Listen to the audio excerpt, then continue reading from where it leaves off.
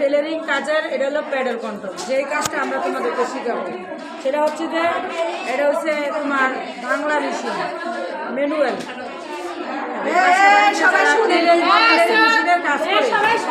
Tailoring মেশিনের কাজ করে, কথা বুঝছো?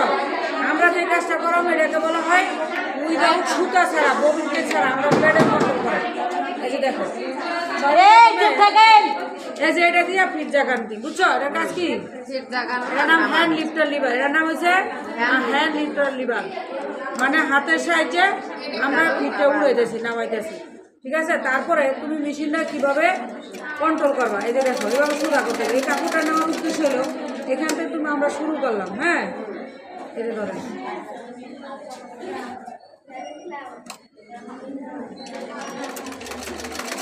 এই যে মার্জিনটা আছে না, এই মার্জিন অনুযায়ী, ঠিক আছে?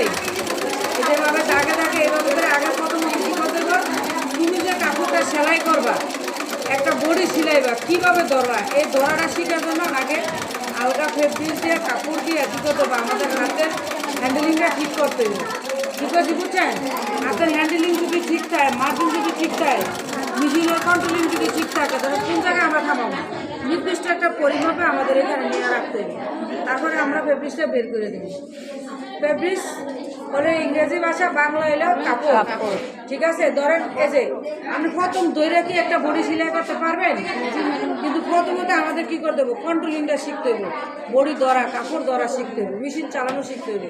যদি না শিখি একটা বডি কীভাবে সিলাইতে হয়, মেশিনে বসে প্রথমে এই কমপ্লিট বডি শিক্ষা করা সম্ভব না। তার আগে আমাদের মেশিনের কন্ট্রোলিং শিখতে হবে, কাপড়টা কীভাবে ধরে এটা শিখতে হবে। তাহলে এখন আমরা কী করতেছি, ধরো এই যে কাপড়ের যে কোনাটা, এখান থেকে আমরা একটা মার্জিন নিচ্ছি, যে এই দেখো